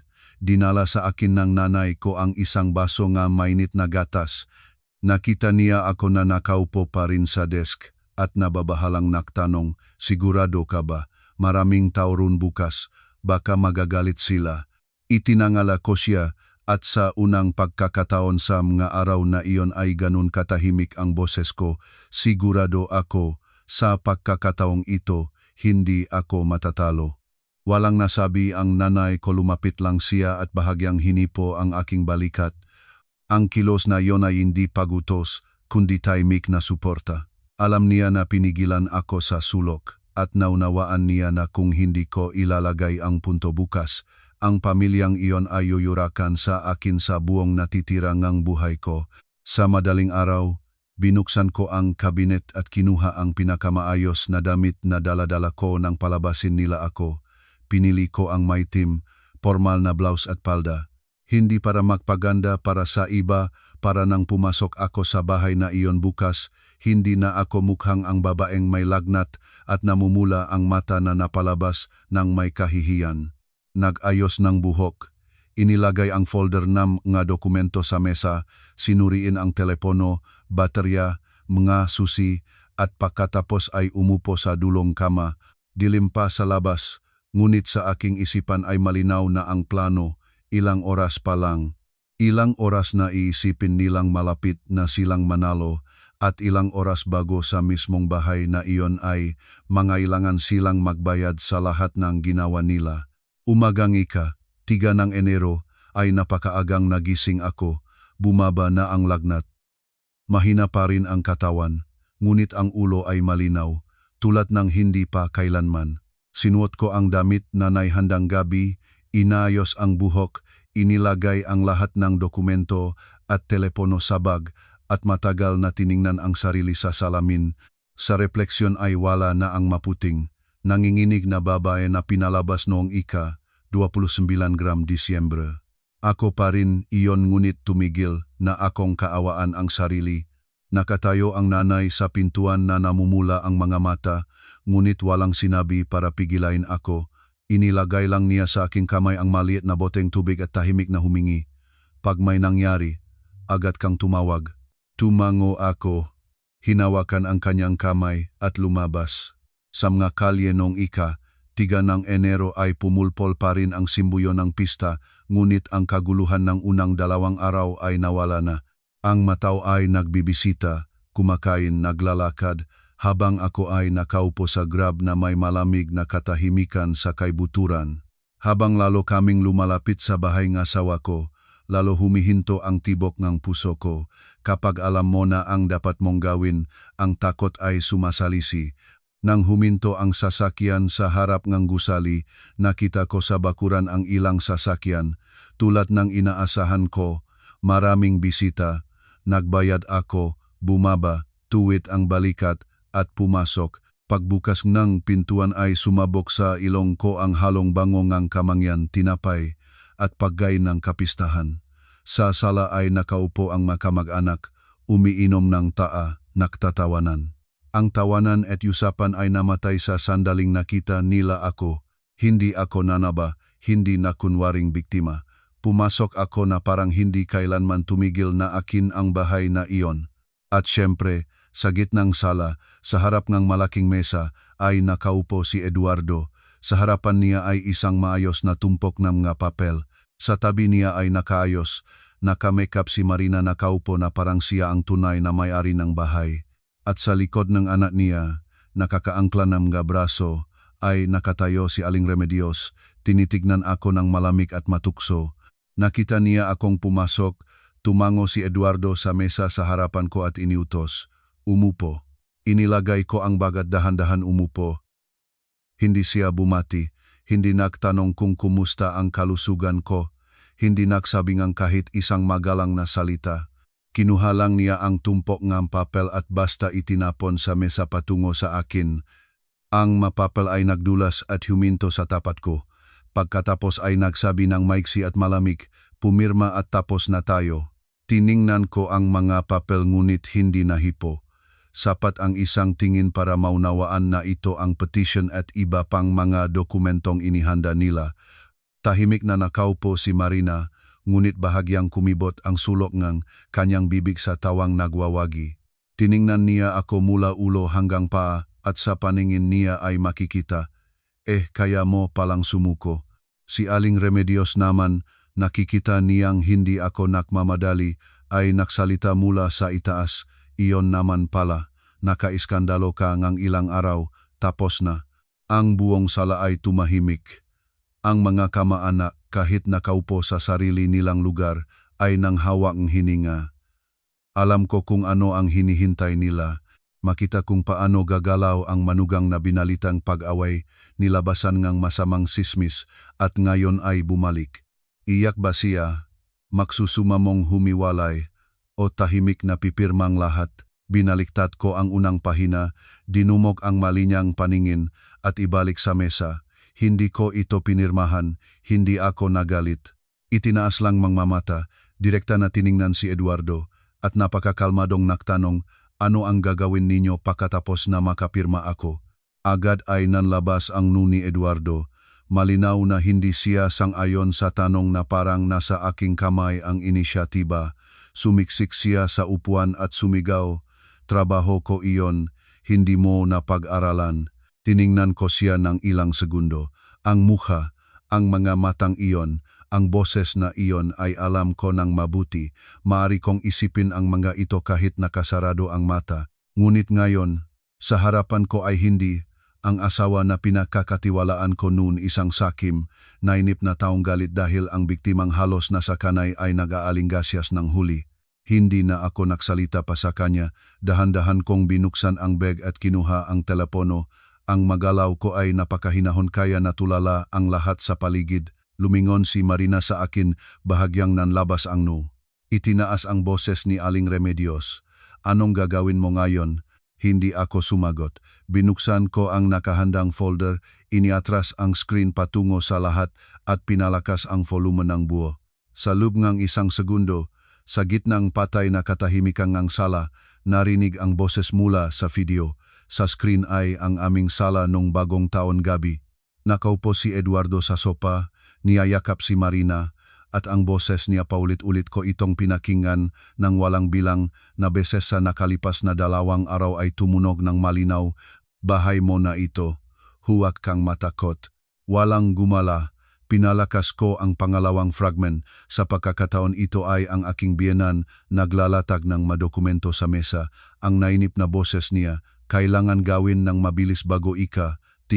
Pag bumalik siya, masisira ang lahat. Pagkatapos ay boses ni Marina, baka gumawa na lang tayo ng pekeng spa. At agad pagkatapos ay ang malamig na boses ni Eduardo, hindi na kailangan. Pilitin na lang natin siyang pumirma pagbalik niya. Wala na siyang matitira pagkatapos noon. Bawat salita ay kumalat sa sala na punong nga tao, tulad ng sampalsam nga muha nga nakaupo sa mesa. Ang matiyahin at tiyo ay nagtatinginan ng may gulat. Ang isa, nakaabot sa tasang tsaa, ay natulala na nakatangkilik ang kamay sa hangin. Ang isa ay nagbukas ang bibig at agad na nagpigil. Hindi inilihis ang paningin mula sa aking telepono, hindi naniniwala sa naririnig. Naging napakatahimik ng kwarto kaya narinig ang haging ng electric fan sa kisame. Namutla ang mukha ni Eduardo, tila parang tela. Nagpabago rin ang mukha ni Marina, kakaraan lang ay mukhang nagwawagi siya, ngayon ay namutla na. Ang makamay niya ay nagsapit sa tuhod. At ang biyenan ko, kakaraan lang ay nagtuturo sa akin, ay natulala sa likod ng upuan, kumikilos ang mga labi ngunit walang lumalabas na tunog. Pinawi ko ang screen. Ang sala ay tahimik pa rin. Inilagay ko ang telepono sa mesa, itinaas ang mata, at direkta na tiningnan si Eduardo. Ang boses ko ay hindi malakas, ngunit malinaw, malamig, at ganap ang bawat salita. Pumarito ako rito hindi para pumirma para makitang lahat ang tunay ninyong mukha. Halos matapos ko, may nagbago sa sala na napakasilent pa rin. Ang katahimikan ay naging nakakatakot. Dahil hindi na ito basta insomodidad, ito ay gulat ng mga taong nakita nilang nabunot ang maskara na may nakatagong karumihan. Ngunit si Eduardo ay hindi isa sa mga tahimik na tumatanggap ng pagkatalo. Nanigas siya sa loob lamang ng ilang segundo, pagkatapos ay biglang tumayo. Namula ang mukha niya, nagdugo ang mga mata. Marahas na yumuko sa mesa at dumaluhong patungo sa akin. Ilang araw na ang nakalipas ay matatakot na sana ako, ngunit ngayon ay handa na ako sa pinakamasamang lahat. Pagkatungo niyang kamay para agawin ang telepono, umiwas ako at iniatras ang upuan. Tumama ang kamay niya sa gilid ng mesa, natugtog ang matasa, sumigaw siya na nasira ang boses. Sinungaling ka, edited iyan, gawa-gawa mo lang. Tumuwid ako, isang kamay na yakap ang telepono, isang kamay na katangkilik sa upuan. Tiningnan ko siya mula sa itaas ang galit niya na may kumakalmot na panik at malamig na nagtanong, edited. Sige. Ipapakita ko ang isa pa para mas malinaw. Hindi naghintayang sagot, pinalakas ko ang isa pang audio recording.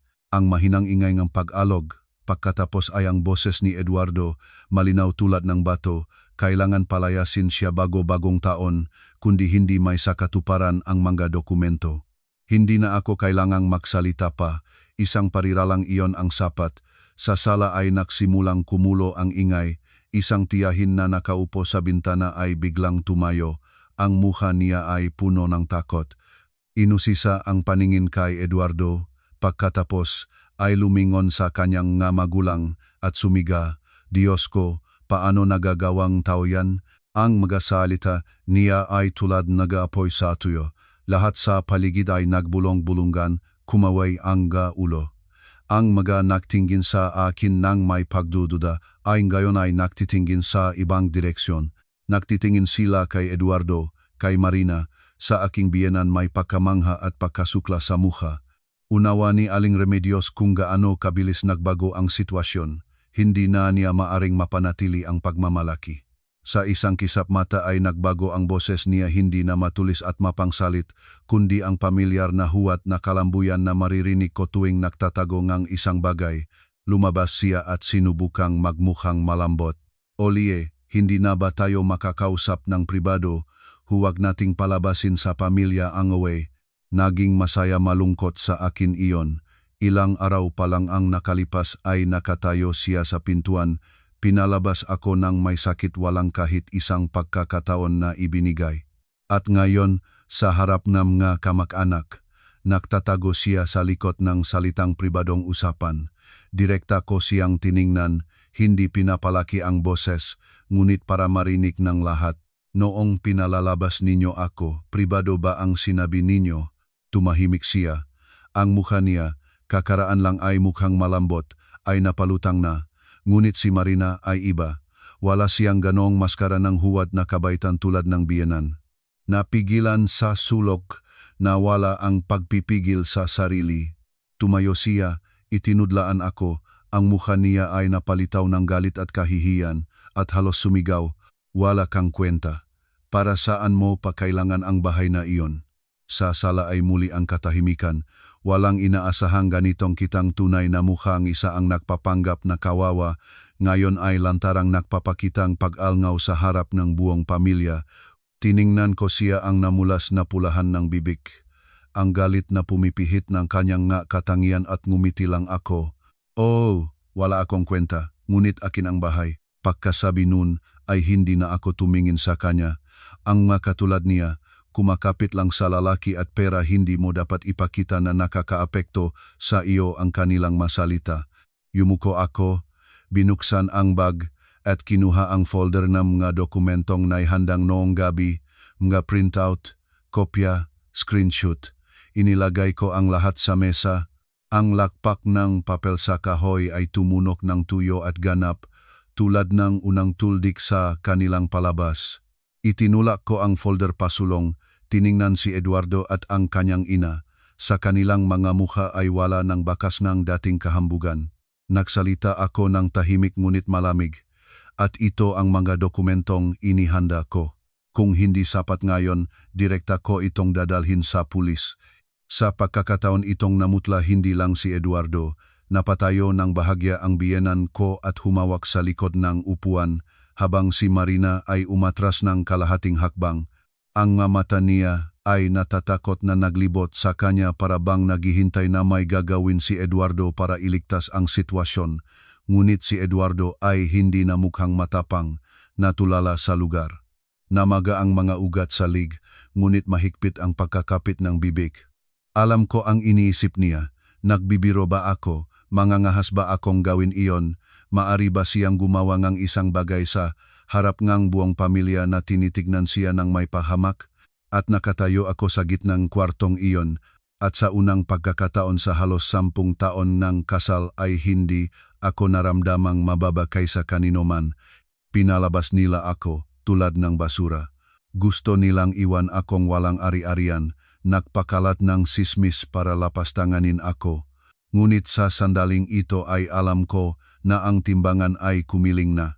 Hindi na sila nasa itaas ko, at ito ay simula pa lang ng kanilang pagbagsak na sarili nila ang nagbunga.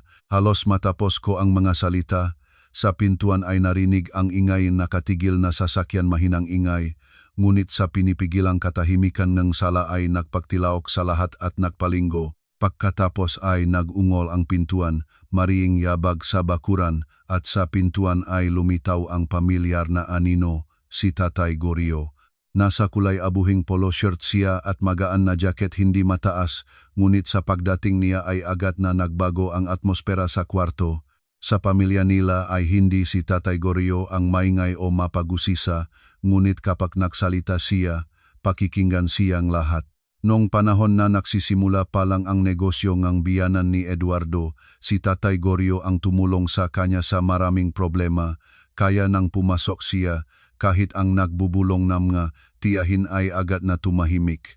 Hindi siya nakpaandar. Pumasok siya sa gitna ng sala, binasag ang lahat ng mukha ng tingin, tumigil sa akin, pagkatapos kay Eduardo, at sa wakas sa mga papel sa mesa. Pagkatapos ay nagsalita ng mababa, malinaw, sino ang mayaring bahay na ito? Ang sala ay nabalutan ng patay na katahimikan. Si Aling Remedios ay nagbukas ng bibig ngunit humakbang.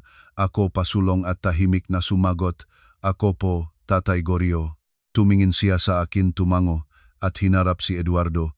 Ang mukha niya ay walang pagpapahayag ng galit, ngunit ang kalmado niya ay nakakatakot. Tiningnan ang pamangkin at nagsalita, tulad ng pako na tinutuos. "Alam mo ba kung sino ang mamagulang ng asawa mo?" Malinaw na hindi alam ni Eduardo kung saan patungo si Tatay Goryo. Hindi pa siya nakabawi sa gulat, at biglang tanong na ito, napalabo siya, karaniwan lang. Hindi pa natatapos ang salita niya, marahas na tinampal ni Tatay Goryo ang palat sa mesa. Ang lagpak ay nagpagapang sa lahat ng tasa, nagtapon ang tasaa. Ang boses ni Tatay Goryo ay lumaki, puno ng paghamak. Karaniwan lang ang nagbigay sa kanyang bahay na iyon. Karaniwan lang yan. Sa sala ay kumalat ang ingay. Ang matiyahin ay nagtatinginan, nakatitiksad kay Eduardo pagkatapos sa kanyang mamagulang. Malinaw na marami sa kanila ay palagi nang iniisip ang aking pamilya bilang simpleng mga empleyado.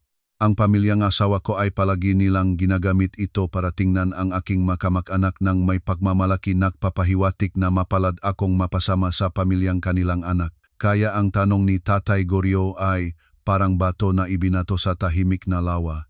Tahimik ako hindi dahil natakot, kundi alam ko na ngayon ang salita ni Tatay Goryo ay magtitimbang ng higit pa sa aking sariling salita.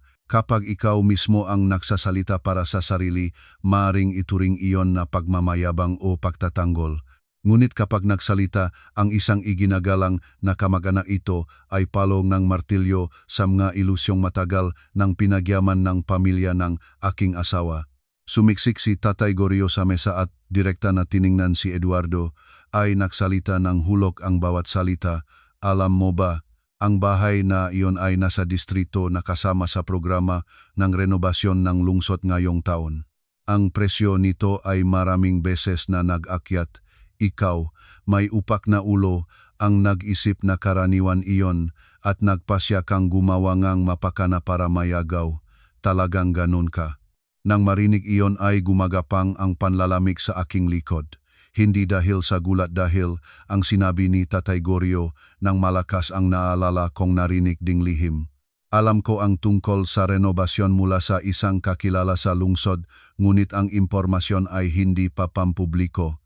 Hindi ko iyon sinabi kay Eduardo o sa biyenan ko, alam ko ang kasakiman nila.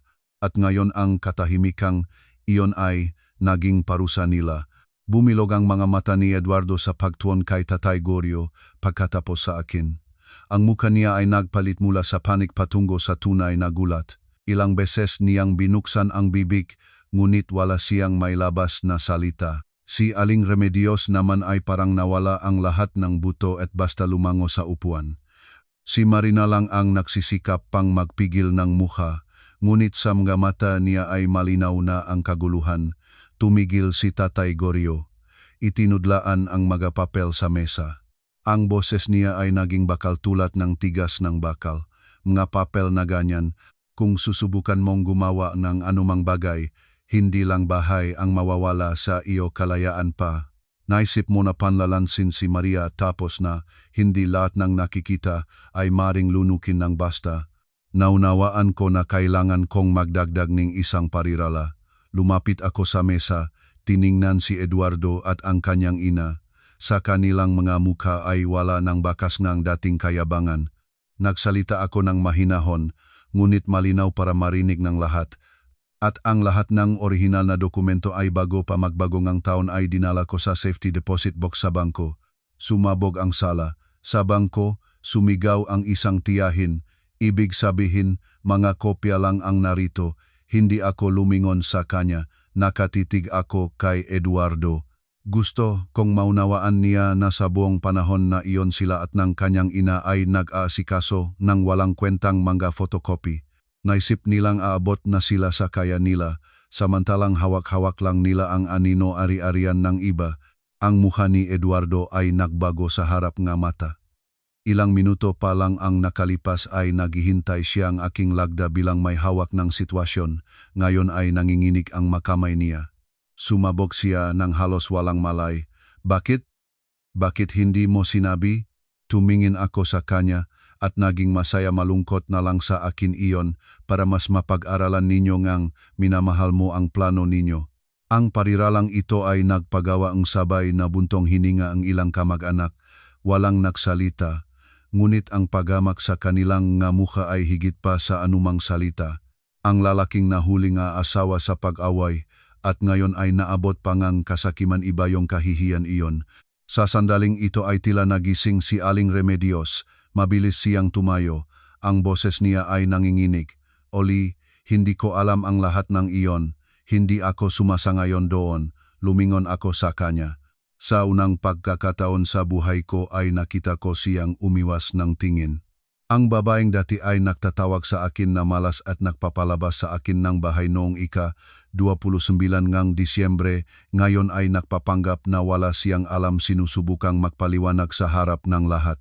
Ngunit huli na dahil sa sandaling ito ay naunawaan ko, ang pangunahing suntok ay nailugmok na.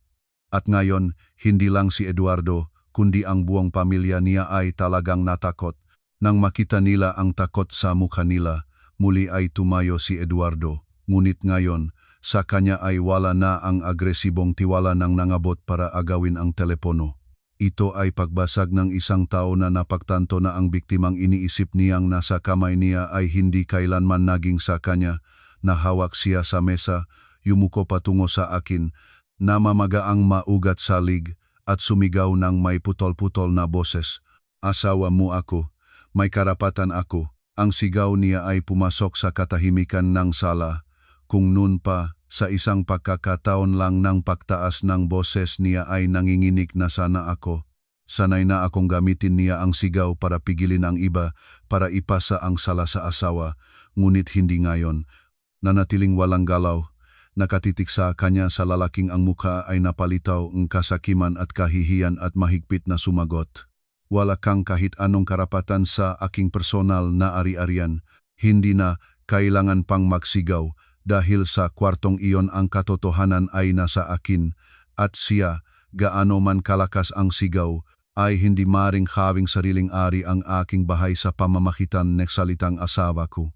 Nang masabi ko ito, tumango si Tatay Gorio at ilang kamag-anak ay nagbago ngang tingin ng may halatang pagkasuka. Isang tiyahin na nakaupo sa saang mesa ay nagdikit ng dila. Diyos ko, hindi ko inakala na ganon siya katsakim ang lalaki. Narinig ito ni Eduardo at lalo siyang pumula.